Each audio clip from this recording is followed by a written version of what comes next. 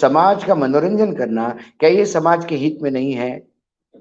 क्योंकि उस मनोरंजन उद्योग से लाखों करोड़ों लोगों को रोजगार मिलता है, तो क्या ये देश के हित में नहीं है? समाज के हित के लिए और राष्ट्र हित के नाम पे आप वही अभिव्यक्त करवाओगे जो आपके हित में होगा।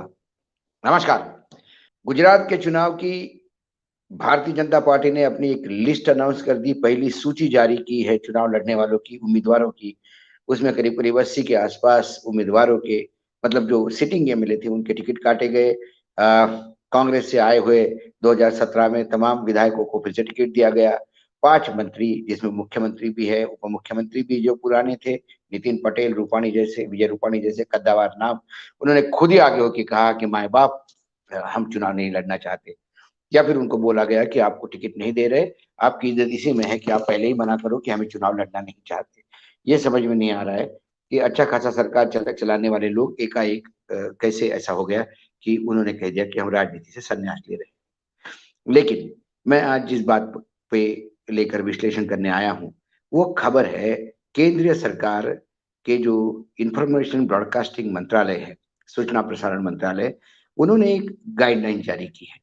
और guidelines for uplinking and downlinking of TV channels in India 2022, यानी guidelines for uplinking and downlinking of TV channels in India 2022। इस गाइडलाइन के तहत 9 नवंबर से ये इफेक्टिव मानी जाएगी।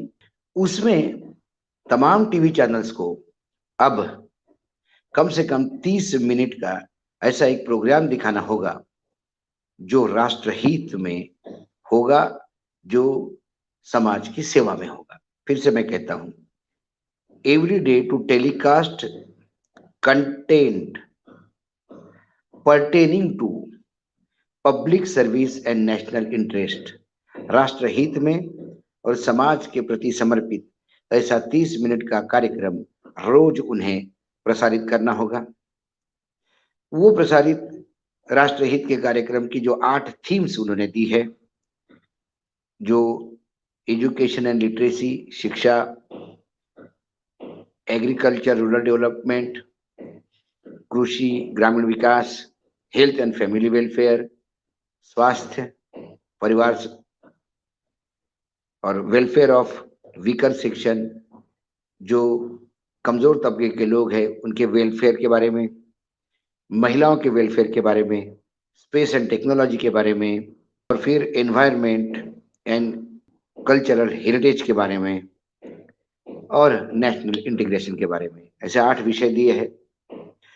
अब इस बारे में आगे कोई विशेष जानकारी नहीं है। मंत्रालय के अधिकारियों ने कहा कि हम ब्रॉडकास्टर्स के साथ मिलकर ये तय करेंगे कि टाइम स्लॉट कैसा होगा, कंटेंट किस टाइप का होगा, क्या होगा। और उन्होंने ये कहा कि जो एयरवेज है, जो हवा है, हवा तरंग जो है, हवा के तरंग जो है, जिसके द्वारा ये टेलीविजन का डाउनलोड अपलिंकिंग होता है, जो वेव्स आते हैं, ये सरकार की प्रॉपर्टी है, पब्लिक प्रॉपर्टी है। इसलिए इसका उपयोग सरकार के इंटरेस्ट में होना चाहिए, मतलब in the interest of the nation and society होना चाहिए। अब सवाल ये उठता है कि राष्ट्रहित और समाज के हित के मायने क्या है? क्या दलितों पे होने वाले अत्याचार, भ्रष्टाचार, समाज में व्याप्त व्याभिचार, नेताओं का झूठ बोलना, सरकार के गलत आंकड़ों को, गलत बयानी को उजागर करना, समाज में जो बुराइयां हैं वो सामने लाना, कि या समाज के हित में नहीं है, कि क्या ये सब राष्ट्र के हित में नहीं है? और यदि ये सब चैनलों पे हो रहा है, खासकर न्यूज चैनल पे, तो फिर वो राष्ट्र हित में कैसा नहीं माना जाएगा? जितने हमारे एंटरटेनमेंट चैनल है, उनमें जो फिल्में दिखाई जाती है, फिल्म चैनल है जिसमें फिल्में दिखाई जाती है, उसे सेंसर किया जाता है। सेंसर के मायने हैं सरकार मानती है कि ये समाज को दिखाने लायक चीजें हैं। तो समाज का मनोरंजन करना क्या ये समाज के हित में नहीं है? क्योंकि उस मनोरंजन उद्योग से लाखों करोड़ों लोगों को रोजगार मिलता है, तो क्या ये देश के हित में नहीं है? वर्तमान में जो चैनलों पे चल रहा है, क्या वो देश हित में या सरकार के हित में नहीं है, ऐसा मानती है सरकार?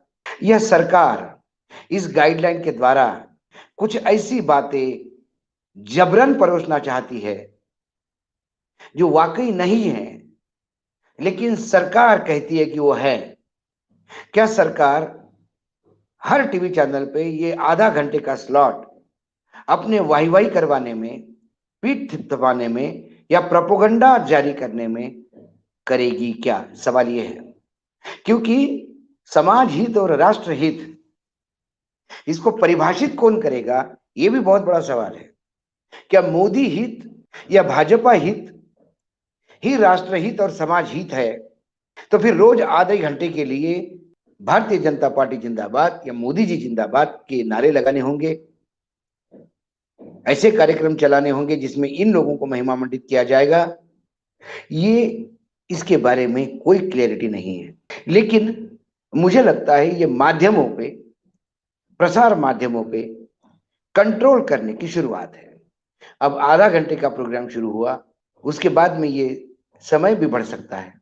सरकार माए बाप है, बोल सकती है कि इस आधे घंटे के कार्यक्रम की वजह से एक आमूलचूल परिवर्तन समाज में दिखाई दी गया है, हमें ऐसी रिपोर्ट्स आई है, इसीलिए अब इस कार्यक्रम को 5 घंटे का किया जाए, क्योंकि एयरवेज सरकार की प्रॉपर्टी है।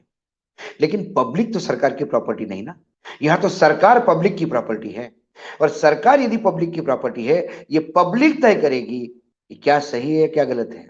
महिलाओं के वेलफेयर के बारे में बात होती है, तो जहां महिलाओं पे अन्याय हो रहा है, जहां महिलाओं को सुविधा नहीं दी जा रही है, सरकार के कानून होने के बावजूद महिलाओं पे अन्याय हो रहा है, यदि ये खबरें सामने आती है, तो क्या इससे महिलाओं का वेलफेयर नहीं होता?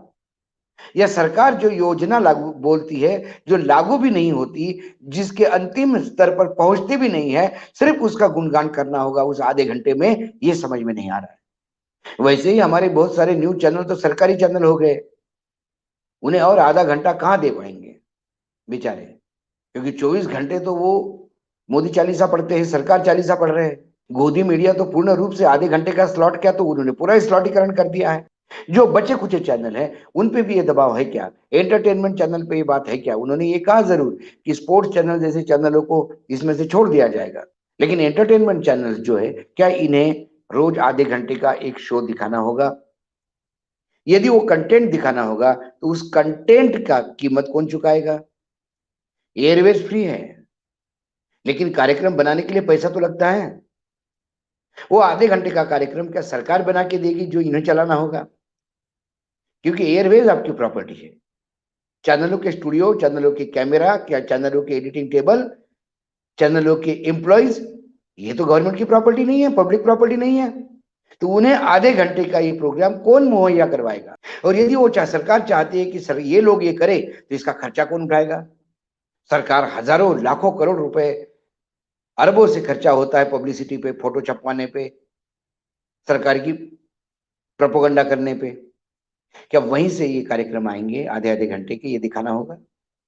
ये तुगलकी फरमान कहीं ना कहीं अभिव्यक्ति की आजादी को भी रोकता है, क्योंकि मेरा चैनल यदि मैं चलाता हूं तो मेरी अभिव्यक्ति की आजादी है, मैं वहां पे अपनी अभिव्यक्ति करता हूं।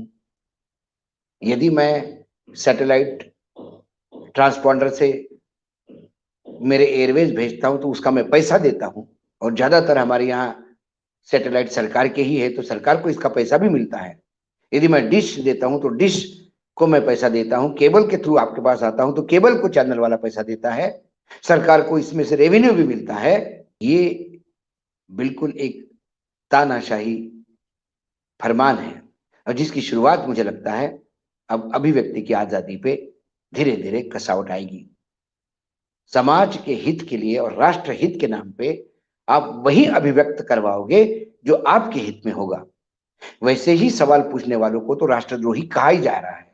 ये सवाल लाउडली आप लोगों के बीच में छोड़ के जा रहा हूं। ये शुरुआत है, इसका अंत भयावह होगा, इसके लिए आगाह कर रहा हूं। आज इतना ही, फिर आता हूं कल किसी विषय के साथ। तब तक के लिए नमस्कार।